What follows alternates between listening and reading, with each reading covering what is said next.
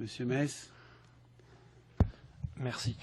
Nous avons toujours soutenu le projet de tramway, mais là le problème c'est que j'ai entendu tous les aspects positifs de ce rapport qui ont été montrés, mais j'ai une autre lecture évidemment. J'ai vu aussi les côtés négatifs, c'est-à-dire que le problème c'est pas le tramway en lui-même, c'est plutôt sa mise en forme, sa mise en œuvre.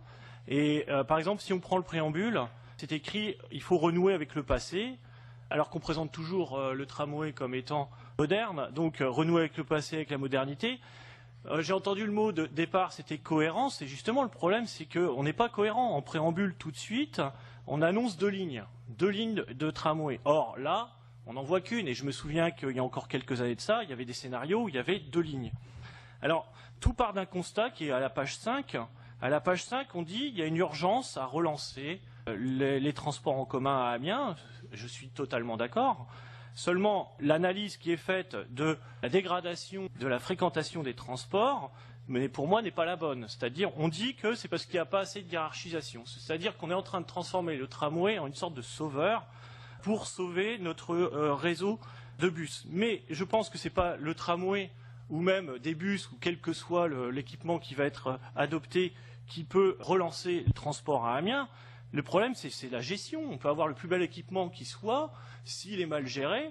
On le voit à la SNCF, le TGV, il est très moderne, mais il y a des retards. Donc pourquoi des retards? Parce que la gestion, elle est toujours la même, elle a pour but de dégager des marges de profit, ce qui va se faire donc au détriment des conditions de travail et de la qualité du service rendu.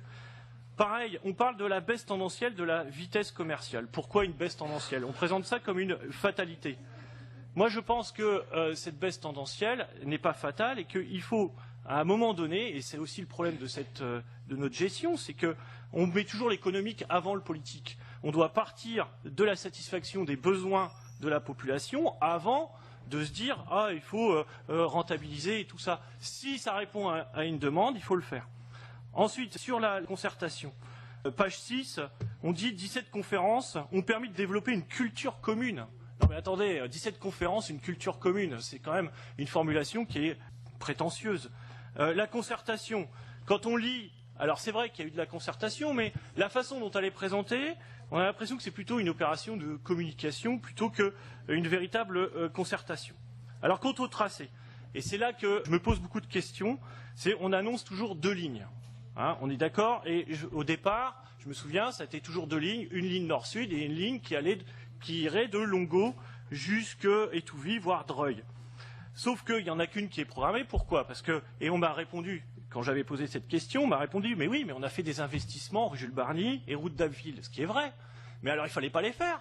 Il fallait que, dès 2008, on se dise, on fait le tramway et on laisse tomber les aménagements qu'on a fait aujourd'hui à Barny et à Ville. Donc du coup, on se retrouve avec une seule ligne qui essaie de faire un compromis entre les deux lignes qui étaient prévues à l'origine. Et voilà, c'est cocasse quand même, puisque on a une citadelle, le transfert des étudiants à la citadelle va être en deux phases, puisque vous savez bien que tout le campus ne va pas aller à la citadelle, et le tramway, c'est pareil, on reporte la réalisation de la deuxième ligne à des temps futurs. Donc on a une demi-citadelle, on va avoir un demi-tramway. Il ne faut pas oublier que c'est un projet d'urbanisme aussi, hein, au Mans, quand ils ont réalisé le tramway, il y a eu un changement aussi dans la ville. C'est vrai que ça transforme énormément la ville. Et là, je rejoins tous les côtés positifs, hein, c'est-à-dire développement des espaces verts, développement du trafic à vélo, enfin tout ça. Moi, mon problème, c'est étendre le centre-ville au nord. C'est-à-dire qu'on voit à un moment, page 19, que l'idée, c'est d'étendre encore le centre-ville vers le nord, tout comme l'affichait la citadelle. C'est-à-dire qu'on voit qu'il y a quand même une unité. En fait, on sent qu'il y a quelque chose qui est fait pour la gentrification, encore une fois, du centre-ville et son extension vers les faubourgs. Donc,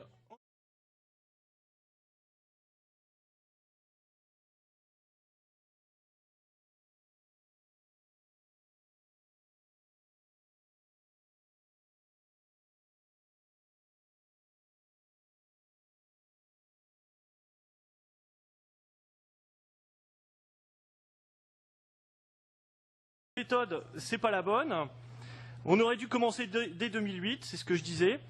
Et quand on interroge les Amiénois, je pense que les Amiénois n'y croient plus. Il y avait une dynamique qui existait après les élections en 2008, où on avait présenté, je me souviens quand même de la campagne, où on disait que le tramway, c'était quelque chose qui pourrait être une solution pour les transports en commun et pour leur développement, mais qu'aujourd'hui, les gens ne comprennent plus. Il y a la crise déjà qui est passée par là, et que puisque on n'arrive pas à développer les bus, on n'arrive pas à faire en sorte que parce que on entend partout la CFT, l'épisode de la CFT est fini et que Keolis c'est mieux, mais on se rend compte que les gens ne sont pas plus contents de Keolis que de la CFT.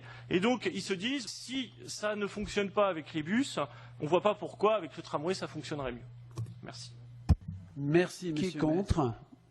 1, 2, 3, 4, 5, 6, 7, 8, 9, 10, 11, 12, 13, 14, avec le pouvoir.